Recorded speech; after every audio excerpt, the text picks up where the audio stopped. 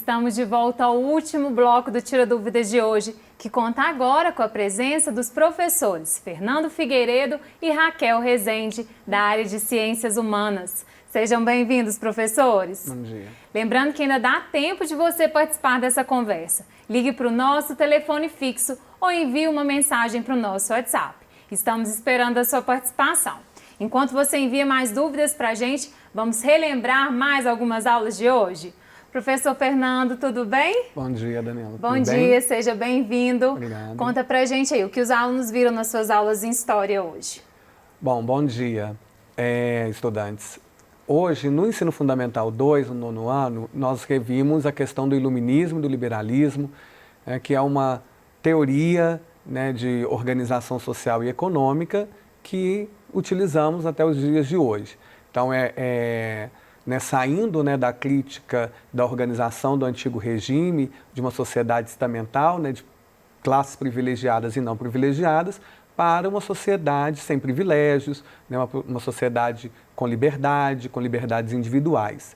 Já o ensino fundamental 1, 4º e 5º ano, viu no 4º ano, né, o que é cidade e município, qual que é a diferença entre esses dois conceitos, e no 5º ano os fluxos migratórios, né? O que leva as pessoas a saírem de lugar, irem para outro, né? Em quais condições, né? Quais são, né, então, aí, os tipos de deslocamentos que são feitos nesses processos migratórios.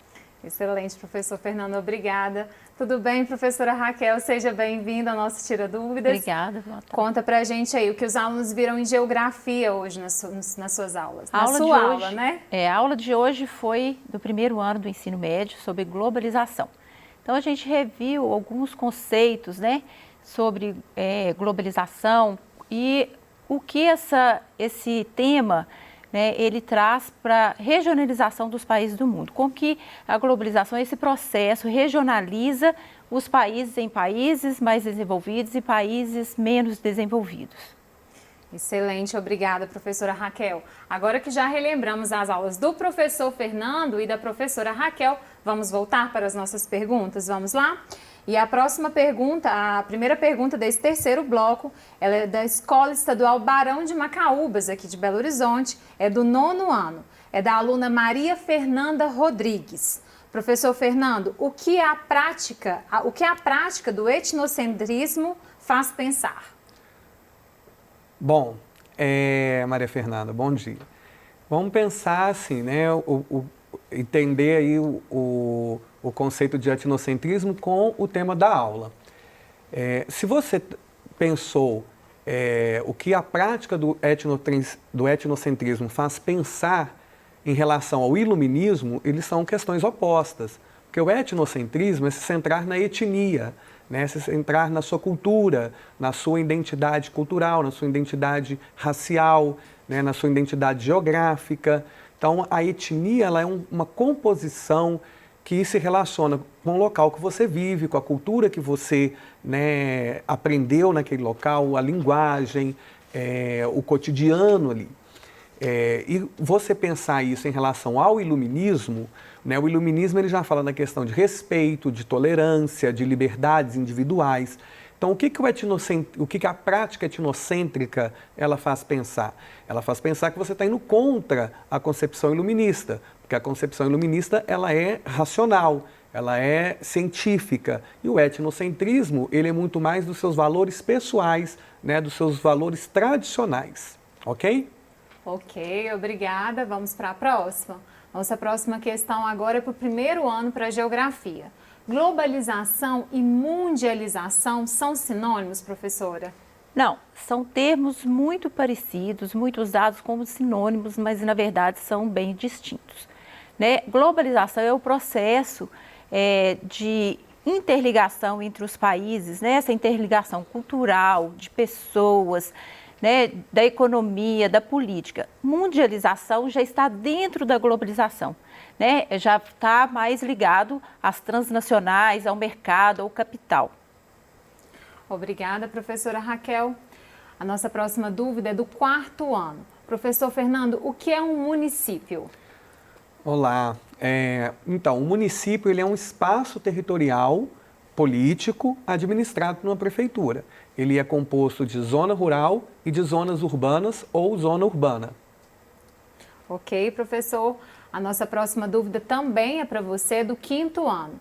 Quais os principais motivos para as migrações? Bom, o que leva as pessoas a migrarem? As pessoas migram por questões econômicas, por questões ambientais, né, por questões religiosas, por questões políticas. Então vai depender muito aí, né, do porquê do indivíduo, mas essas são as principais razões. Ótimo, excelente. A nossa próxima dúvida agora é para o pessoal, os alunos do 1º ano do ensino médio. De acordo com a Divisão Internacional do Trabalho, a DIT, em qual grupo de países o Brasil se encontra, professora Raquel? A DIT, Divisão Internacional do Trabalho, né? Cada país está dividido ali para estar produzindo determinados produtos, né? O Brasil, ele está ainda na fase de desenvolvimento, né? O Brasil ainda é um país subdesenvolvido, apesar de ser industrializado, né? Então a gente considera ele como um país até emergente, mas aí ele ainda é um produtor de produtos primários, né? Ele exporta ainda produtos primários. Então, ele ainda importa dos países mais desenvolvidos, né, tecnologia para estar desenvolvendo a indústria que o Brasil tem, né? Então, ele ainda está como se, lá no tempo da colônia, né, ele ainda exporta ainda os produtos primários ainda, agrícolas, extrativismo, né, que ainda é o que o Brasil está no cenário aí da globalização da DIT. Na verdade, não. Ok, vamos para a próxima. Nossa próxima dúvida agora é para você, professor Fernando. Era uma dúvida, a gente já teve uma dúvida aí do que é município, agora o que é uma cidade? Pois bem, a cidade é a área urbana, então é a parte, né, urbanizada de um município. Isso é uma cidade. Ok, obrigada. Vamos para a próxima. Nossa próxima dúvida para você também é uma dúvida de 9º ano. Quem são os principais filósofos do iluminismo? Bom, a gente tem uma série de filósofos iluministas, mas a gente tem aqueles nomes que são mais importantes. Temos o John Locke, que é considerado o pai do iluminismo, né, pai do liberalismo político. Temos o Voltaire, temos o Montesquieu, que acabou, né, permitindo a geração, né, do conceito de divisão de poderes. Temos também Jean-Jacques Rousseau, temos Diderot, D'Alembert, temos também, né, o Alexander Hamilton e por aí vai, né, são vários. Excelente. A nossa próxima dúvida aí para os alunos sobre os alunos do 1º ano. O Brasil é um país industrializado, professora Raquel. Mesmo assim, ele está no grupo de países subdesenvolvidos? São vários critérios que a gente usa na geografia, né, para estar regionalizando esses países. Então, o Brasil, apesar de ser industrializado, ele tem sérios problemas sociais que faz com que ele ainda seja um país subdesenvolvido, né? Então, a maioria das pessoas ainda tem deficiência na educação, na saúde, né, em moradias precárias. Então, isso tudo ainda faz com que a gente ainda tenha muito para avançar, para a gente estar num nível de desenvolvimento aceitável. Obrigada, professora Raquel. A nossa próxima dúvida veio do município de Brás Pires. Acho que a Estela já participou no outro bloco. É da Estela, da Escola Estadual São Luís. Professor Fernando, podemos dizer que o iluminismo contribuiu na transição do mercantilismo para o capitalismo? E o que mudou nessa transição? Bom dia, Estela. Bom dia aos outros estudantes também, né, claro. Contribuiu sim, porque a teoria iluminista, ela é justamente uma teoria que fala da não intervenção do Estado na economia. As concepções econômicas do iluminismo, né, eles trazem essa ideia de que a economia ela tem que ser gerida pela própria concorrência, pela liberdade concorrencial entre as empresas, entre, né, os indivíduos. Logo, né, o iluminismo ele auxilia nesse processo, né, de você ter cada vez menos intervenções do Estado na economia, né, livrando essas amarras estatais das atividades econômicas e permitindo, então, que a burguesia atuasse de maneira a construir o capitalismo. Ok, obrigada. Vamos voltar para o nosso telão. Uma dúvida agora de 5º ano. O que é nomandismo? Bom, o nomadismo... Nomadismo. Exatamente, o nomadismo. Ele é a prática, né, de você não ter residência fixa, né, não ter local fixo de residência. É o contrário de sedentarização.